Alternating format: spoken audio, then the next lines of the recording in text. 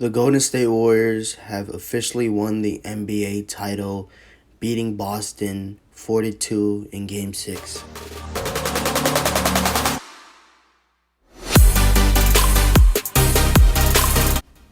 Before anything, I want to congratulate the Boston Celtics.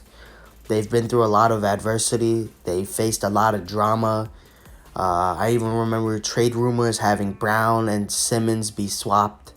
I remember Tatum being in trade conversations because he had a slow start and that Brown was playing a lot better.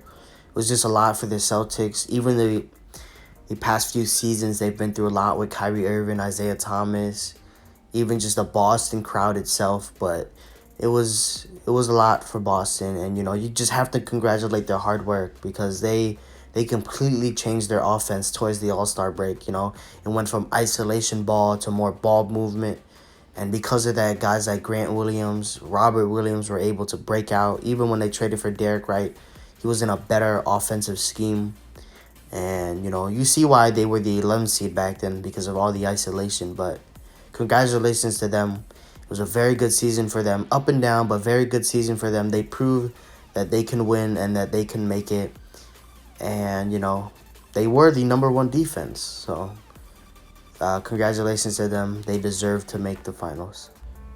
Now, I originally had from the beginning of the playoffs, the Warriors and Bucks in the finals and the Bucks winning in 7.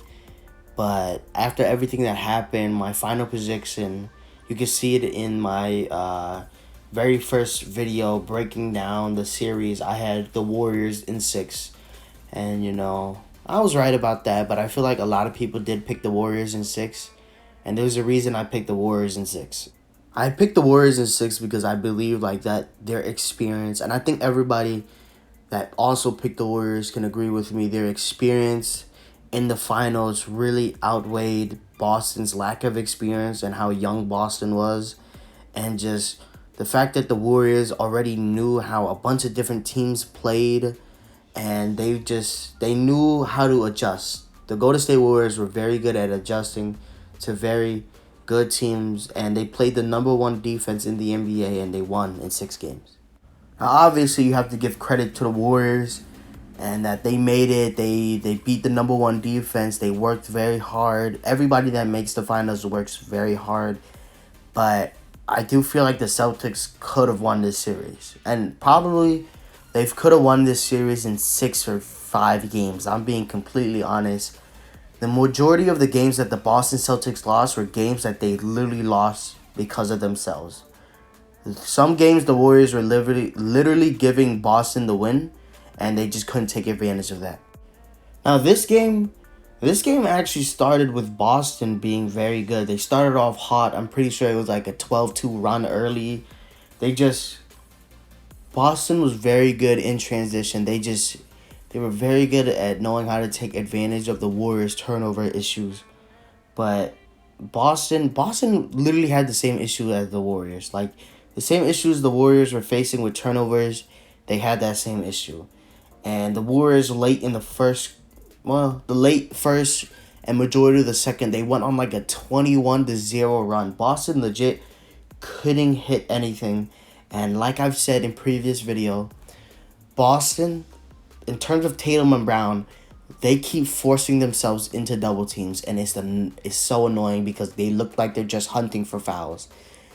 I'm pretty sure you saw it on Twitter, but Tatum is the first NBA player in history to have 100 turnovers in the postseason. He has played, pretty sure the Celtics have played a total of 24 games, and he's had 100 turnovers in the playoffs. Not CP3, not LeBron, not Curry, not Westbrook, not Durant, not any of those guys, but Tatum.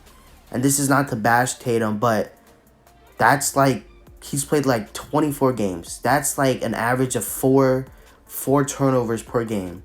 And 4 turnovers to the Warriors can be 12 points in an instant. And he did that every game. And Brown had that same issue. It just wasn't as bad as Tatum. But you see the issue with Tatum. Tatum is literally hunting for fouls. And I had a really big issue with Tatum throughout this entire series. And, he's been getting a lot of hate. And, some of it is warranted. But Some of the hate he's getting literally makes no sense. Which will probably be another video because I just don't like having NBA players, especially young NBA players, be compared to like Hall of Fame greats because that sets a higher expectation, and then if they don't meet that expectation, they're to the media they're not as good, which is annoying and very detrimental to a player. But that would be another video. But in this game, and I've said this throughout the entire season, Jason Tatum does not take mismatches, and the Celtics just don't take mismatches. And it's really annoying because Curry has played really bad defense in some of these possessions, and you have Tatum over here doing a post fadeaway, and he's missing. For what? Like, it makes no sense. Al Horford would literally have a smaller defender on him, and they're over here chucking up a deep three. The Celtics shot themselves in the foot, and it's on them. This game honestly didn't feel like a finals game. And I don't even think the Warriors played amazing. Besides that 21-0 run, the Warriors was just consistent. I've seen games like this from the Warriors where you guys have, Jordan Poole doing good. Wiggins, obviously you got to give Wiggins his flowers. Draymond did play a lot better besides that. But I felt like this was just a normal game for the Warriors, and they played off of the Boston's mistakes. And they knew because Boston was very inexperienced in the finals that they would slip up, and they did because they had 23 turnovers. And you especially against the Warriors, out of any team you can't have 23 turnovers against, it can't be the Warriors because they're going to take a lot of transition three-point shots. And besides Jaylen Brown and maybe Al Horford, they were the only guys giving life to the Celtics. Everybody else looked very lazy. And I already talked about Tatum, but Tatum looked really nervous. He didn't take mismatches. That was annoying. They didn't give the ball to Al Horford when he had Curry on him.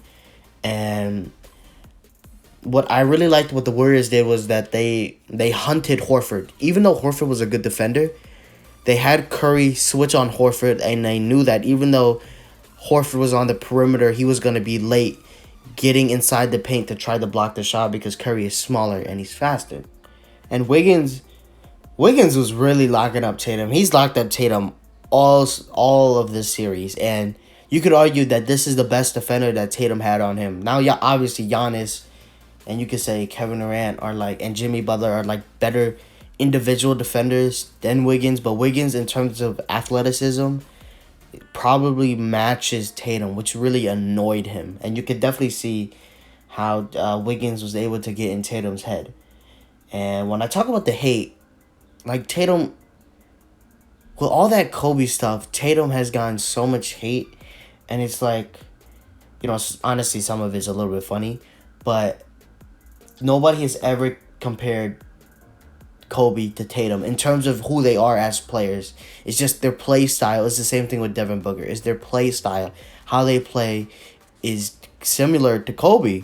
But, when you talk about Kobe a lot, which Tatum did, you set a very high standard for themselves. It's a sensitive topic.